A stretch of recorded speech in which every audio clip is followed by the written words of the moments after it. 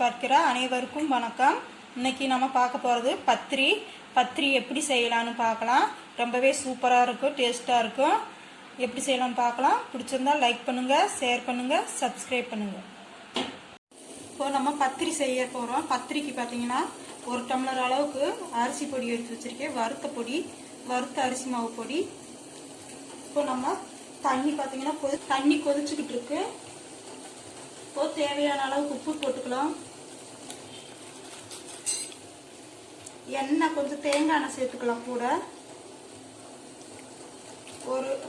ஒரு ஸ்பூன் அளவுக்கு சேர்த்துக்கிட்டா போதும்.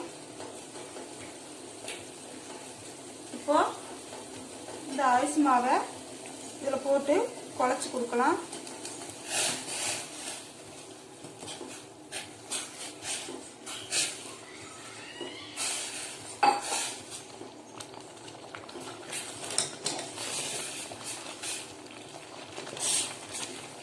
தீ கொஞ்சம் குறைச்சி வச்சுக்கலாம்.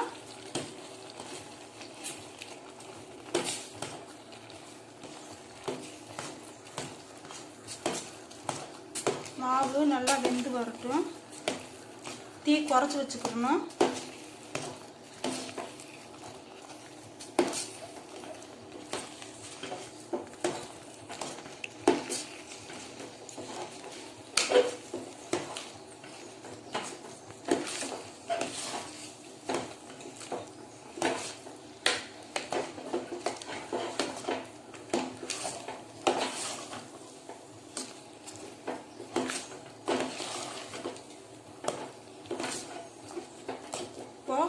ஒரு 2 நிமிஷம் இதை இப்படியே அடைச்சு வச்சிடலாம்.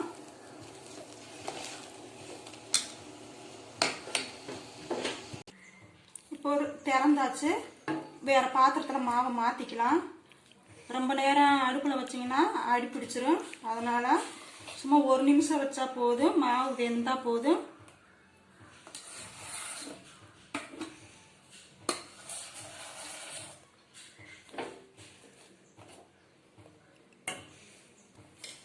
கொஞ்சம் சூடு ஆறட்டும். சூடு ஆறணுன்னு நம்ம கை வச்சு பிசைகிற அளவுக்கு சூடு ஆறட்டும். அப்புறமா நம்ம பிசையலாம்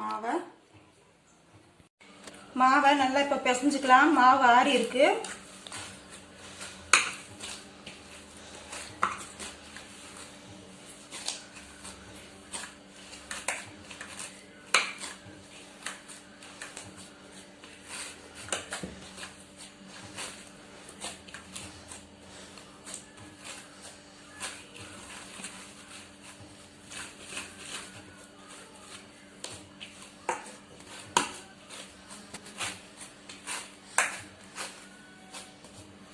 இப்போ சின்ன சின்ன உருண்டையா நம்ம பிடிச்சுக்கலாம்.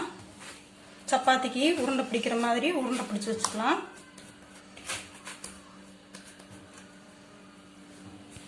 கையில இப்போ தேங்காய் எண்ணெய் துடைச்சிருக்கேன். இந்த மாதிரி உருண்டை பிடிச்சுக்கலாம்.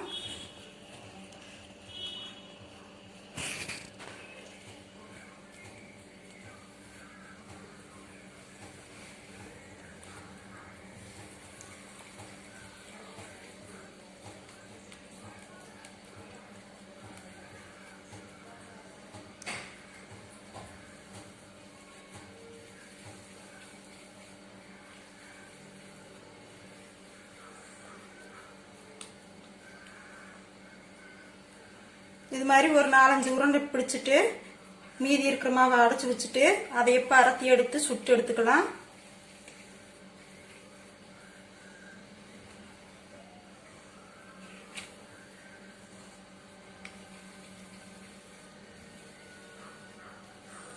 இப்போ இதை சுட்டு எடுத்துக்கலாம் பிரட்டி.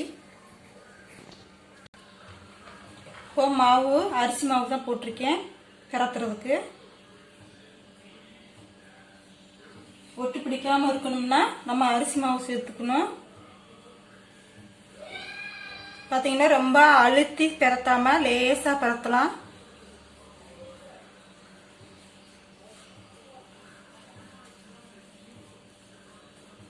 ரொம்ப அழுத்தக்கூடாது.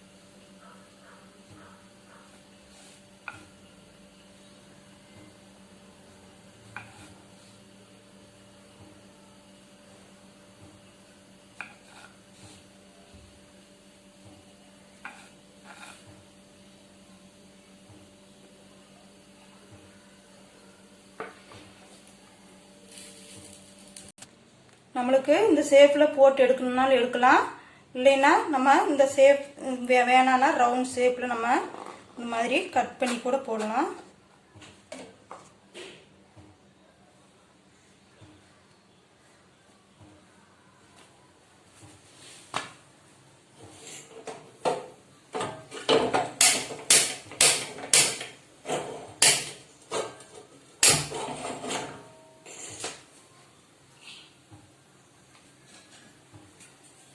அப்பப்போ பெறக்கிறப்போ அப்பப்போ சுட்டு எடுத்தோம்னா ஒட்டு பிடிக்காது, இல்லைன்னா அப்படியே வச்சோம்னு பார்த்தீங்கன்னா ஒட்டி பிடிச்சிரும்.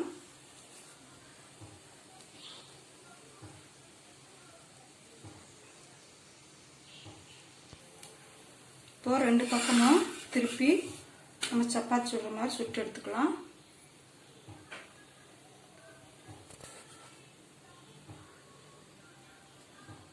பார்த்தீங்கன்னா மேலே லேசாக புஷ்ஷுன்னு வரும், பொங்கி வரும்.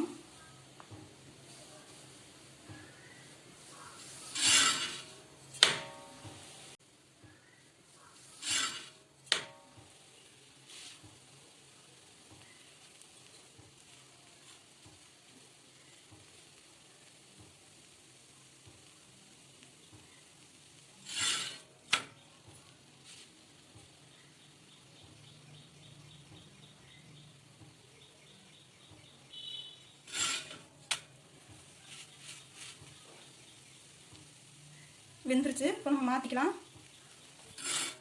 ஒட்டி பிடிக்கிற மாதிரி இருந்துச்சுன்னா கொஞ்சம் அரிசி மாவு மேலே போட்டுக்கோங்க.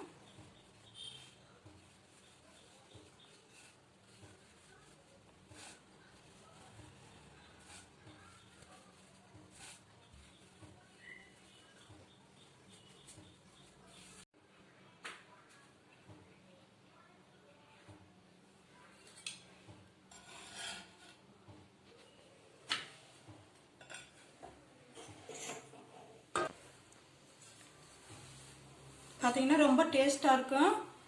கொஞ்சம் வேலை கஷ்டமாக இருந்தாலும் சாப்பிட ரொம்ப டேஸ்ட்டாக இருக்கும்.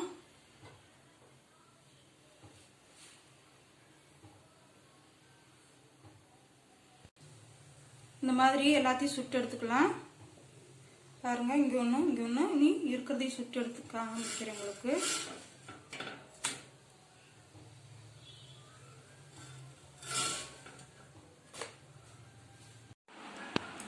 பாருங்க, பத்திரி ரெடி ஆயிடுச்சு. எவ்வளோ சூப்பராக வந்திருக்கு பாருங்க. மாவு கொஞ்சம் பிசைகிறப்ப கஷ்டமாக இருந்தால் நீங்கள் பொடியை கொஞ்சம் நல்லாவே தூவிக்கலாம். ரொம்பவே சூப்பராக இருக்குது, சாப்பிட ரொம்ப டேஸ்ட்டாக இருக்கும். பாருங்கள், ஏதாவது கடலைக்கறி இல்லைன்னா மீன் கறி இல்லைன்னா சிக்கன் கறி, வெஜிடபிள் கறி, அப்படி இல்லைன்னா சாம்பார் வச்சு கூட சாப்பிட்லாம். ரொம்பவே சூப்பராக இருக்கும். காலையில் டிஃபனாக எடுத்துக்கலாம், இல்லைன்னா நைட்டுக்கு கூட இது மாதிரி செஞ்சு சாப்பிட்லாம். குழந்தைங்களுக்கு இந்த மாதிரி செஞ்சு கொடுத்தீங்கன்னா ரொம்பவே விரும்பி சாப்பிடுவாங்க. ஹெல்த்தியானதும் கூட. பச்சரிசி நம்மளுக்கு வீட்டில் ஈஸியாக கிடைக்கும், எல்லாருக்கும் ரேஷன் கடையில் கிடைக்கும். வாங்கி இந்த மாதிரி பிரயோஜனமாக உபயோகப்படுத்தினா ரொம்பவே சூப்பராக இருக்கும். பாருங்கள், இந்த வீடியோ உங்களுக்கு பிடிச்சிருந்தா லைக் பண்ணுங்கள், ஷேர் பண்ணுங்கள், சப்ஸ்கிரைப் பண்ணுங்கள்.